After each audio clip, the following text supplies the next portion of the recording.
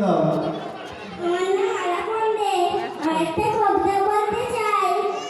কচ্ছি পরে লাঠি হাতে বিড়াল ভায়া আছে, নাকের ডগে চশমা এঁটে মিটি হাতে, দুধের খোঁজে মাছের খোঁজে দিদির প্রদীপ দেখে, শীতের মুখে রান্না করে দুধের বাটি চাপতে, মিউ মিউ কান্না শুধু বানা, দুধ ভাত পেলে খুশি, বড় দেখি খাওয়ার মাসি, বাগের মাসি খেয়েও খেয়েও গা খায়, যদি